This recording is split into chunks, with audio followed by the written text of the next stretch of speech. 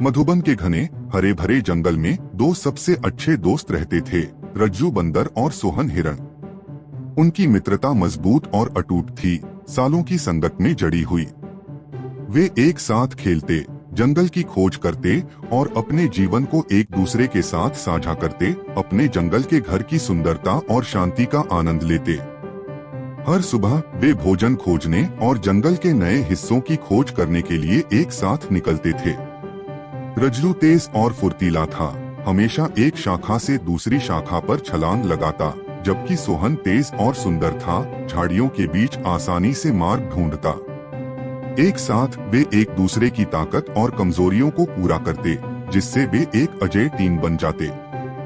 एक दिन जब वे पहले से कहीं अधिक गहरे जंगल में गए, उन्होंने एक खुली जगह की खोज की जहां फल के पेड़ बहुतायत में थे। पेड़ हर तरह के पके, रसदार फलों से लदे हुए थे। दृश्य मंत्रमुग्ध कर देने वाला था और वे अपनी किस्मत पर विश्वास नहीं कर सकते थे। उन्होंने इस जगह को अपना विशेष स्थान बनाने का फैसला किया, एक ऐसा स्थान जहां वे हमेशा वापस आ सकते थे और स्वादिष्ट फलों का आनंद ले सकते थे। अपनी खोज से उत्साहित उन्होंने पूरा दिन खाने और खुली जगह में खेलने में बिताया। जब सूरज डूबने लगा तो उन्होंने घर वापस जाने का फैसला किया, यह जानकर कि वे अगले दिन वापस आएंगे। जब वे खुली जगह से निकलने वाले थे तो उन्होंने झाड़ियों में से सरसराहट सुनी। वहां से एक बूढ़ा बुद्धिमान कछुआ केशव बाहर आया, जो वर्षों से जंगल में रह रहा था। केशव ने उन्हें जंगल के खतरों के बारे में चेतावनी दी, खासकर बलू नामक एक भयानक भालू की उपस्थिति के बारे में, जो इन हिस्सों में घूमता था। सावधान रहना मेरे युवा मित्रों, केशव ने अपनी धीमी सोच समझकर आवाज में कहा। जंगल सुंदर है लेकिन खतरों से भरा हुआ भी है। हमेशा बलू भालू से सावधान रहो, वह चालाक और मजबूत है। रज्जू और सोहन ने केशव की सलाह के लिए धन्यवाद दिया, लेकिन थोड़ा असहज महसूस किए बिना नहीं रह सके। उन्होंने घर जाते समय अधिक सावधानी बरतने का फैसला किया। अगले दिन रज्जू और सोहन फिर से खुली जगह पर लौट आए, उत्सुकता से फलों का आनंद लेने के लिए। उन्होंने केशव की चेतावनी को ध्यान में रखा और सतर्क रहे। हालांकि उनकी उत्तेजना ने उन पर हावी कर दिया और जल्द ही वे अपने भोजन और खेल में खो गए। अचानक एक जोरदार गर्जना खुले मैदान में गूंज उठी। बलू भालू पेड़ों से बाहर आया, उसकी आंखें भूख से चमक रही थीं। रज्जू और सोहन डर से जम गए, यह महसूस करते हुए कि वे गंभीर खतरे में थे। रज्जू तेज और फुर्तीला होने के कारण तुरंत एक ऊंचे पेड़ पर चढ़ गया, जो बलू की पहुंच से बाहर था। सोहन दूसरी तरफ इतना फुर्तीला नहीं था और पेड़ पर नहीं चढ़ सकता था। घबराहट में उसे याद आया कि उसने सुना था कि भालू मरे हुए जानवरों पर हमला नहीं करते। इसलिए वह जमीन पर लेट गया और सांस रोककर मरने का नाटक किया। बलू सोहन के पास आया और उसे सूंघने लगा। कोई हलचल न देखकर बलू ने दिलचस्पी खो दी और अंततः वापस जंगल में चला गया। रज्जू ने पेड़ की सुरक्षा से देखा, राहत महसूस करते हुए कि बलू चला गया था। कुछ मिनट बाद रज्जू पेड़ से नीचे उतरा और सोहन के पास दौड़ा। सोहन, क्या तुम ठीक हो? उसने डर से कांपती आवाज में पूछा। सोहन धीरे धीरे उठा, उसके पैर अभी भी डर के मारे कांप रहे थे। मैं ठीक हूँ रज्जू, उसने उत्तर दिया, लेकिन मुझे तुमसे कुछ पूछना है। जब बलू ने हमला किया तो तुमने मेरी मदद क्यों नहीं की? क्या हम सबसे अच्छे दोस्त नहीं हैं? रज्जू नीचे देखने लगा, शर्मिंदा और दोषी महसूस करते हुए। मुझे माफ करना सोहन, मैं इतना डर गया था कि मैं ठीक से सोच भी नहीं सका। मुझे तुम्हारी मदद करनी चाहिए थी, कृपया मुझे माफ कर दो। सोहन ने रज्जू को देखा और उसकी आंखों में सच्चाई देखी। मैं तुम्हें माफ करता हूँ रज्जू, उसने धीरे से कहा, लेकिन याद रखना, सच्ची मित्रता का मतलब है एक दूसरे के लिए वहां होना, खासकर खतरों के समय में। हमें हमेशा एक दूसरे का ख्याल रखना चाहिए। रज्जू ने सिर हिलाया, अपने दोस्त के शब्दों की गंभीरता को समझते हुए। मैं वादा करता हूँ सोहन, मैं फिर कभी तुम्हें नहीं छोड़ूंगा। अब से हम किसी भी खतरे का सामना एक साथ करेंगे। इसके साथ वे अपने घर की ओर वापस चले गए। उनकी बंधन पहले से भी मजबूत हो गई। उन्होंने जान लिया था कि उन्होंने मित्रता और निष्ठा के बारे में एक महत्वपूर्ण सबक सीखा था।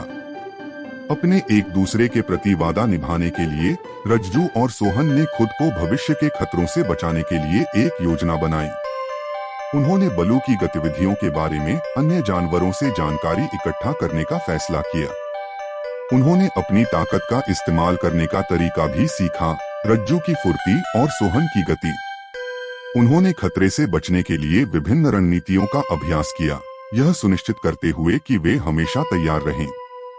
उनके प्रयास सफल रहे क्योंकि वे कई निकटतम मुलाकातों से बचने में सक्षम रहे। एक दिन जंगल के एक नए हिस्से की खोज करते समय रज्जू और सोहन ने मदद के लिए एक चीख सुनी। आवाज का पीछा करते हुए उन्हें एक छोटा हिरन एक शिकारी के जाल में फंसा हुआ मिला। हिरन डरा हुआ था और खुद को मुक्त नहीं कर पा रहा था। रज्जू और सोहन ने तुरंत कार्यवाही की। रज्जू ने अपने तेज दांतों का इस्तेमाल करते हुए रस्सियों को काट दिया, जबकि सोहन ने अपनी ताकत का उपयोग करते हुए जाल को खींचकर अलग कर दिया। मिलकर उन्होंने हिरन को मुक्त किया, जिसने उन्हें दिल से धन्यवाद दिया। मुझे बचाने के लिए धन्यवाद, हिरन ने कहा। मेरा नाम चिंटू है। अगर आप नहीं होते तो मुझे नहीं पता क्या होता। चिंटू हिरन रज्जू और सोहन का इतना आभारी था कि उसने उनके साथ रहने और उनके उपकार का बदला चुकाने का फैसला किया। उसकी तीव्र सुनने की क्षमता और तेज दृष्टि के साथ चिंटू उनके समूह का अनमोल सदस्य बन गया। चिंटू ने उन्हें आने वाले खतरों से आगाह किया और मिलकर तीनों दोस्त जंगल का अन्वेषण करते रहे, हमेशा एक दूसरे का ख्याल रखते हुए। उनका बंधन प्रत्येक बीतते दिन के साथ मजबूत होता गया और वे अविभाज्य तिकड़ी के रूप में जाने गए। एक दिन जब वे भोजन खोज रहे थे, चिंटू ने रज्जू और सोहन को आगाह किया कि बलू पास में है। दोस्तों ने जल्दी से एक पास की पहाड़ी पर चढ़कर बेहतर दृश्य प्राप्त किया। अपने दृष्टिकोण से उन्होंने देखा कि बलू कुछ युवा जानवरों की ओर बढ़ रहा है जो खतरे से अनजान थे। यह समझते हुए कि उन्हें जल्दी से कार्य करना होगा, रज्जू, सोहन और चिंटू ने एक योजना बनाई। रज्जू पेड़ों से बलू को चिढ़ाकर उसका ध्यान भटकाएगा, जबकि सोहन और चिंटू युवा जानवरों को सुरक्षित स्थान पर ले जाएंगे। योजना के अनुसार रज्जू ने पेड़ से पेड़ पर छलांग लगाते हुए जोर से शोर मचाया ताकि बलू का ध्यान आकर्षित हो। बलू परेशान होकर रज्जू के पीछे भागा। इस बीच सोहन और चिंटू ने युवा जानवरों को एक सुरक्षित छिपने की जगह पर पहुंचाया। जब बलू ने रज्जू का पीछा किया तो बंदर उसे जंगल के गहरे हिस्से में ले गया, दूसरों से दूर। रज्जू ने अपनी फुर्ती का उपयोग करते हुए बलू की पहुंच से बस बाहर रहते हुए उसे चिढ़ाया और परेशान किया। आखिरकार बलू थक गया और पीछा छोड़कर वापस जंगल में चला गया। रज्जू उस छिपने की जगह पर लौट आया जहां सोहन और चिंटू युवा जानवरों के साथ इंतजार कर रहे थे।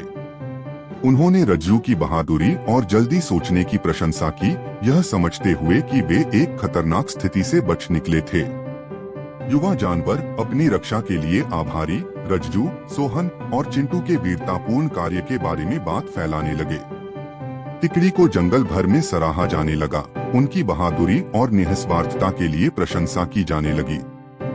रज्जू, सोहन और चिंटू जंगल में रहते रहे, उनका बंधन पहले से भी मजबूत हो गया।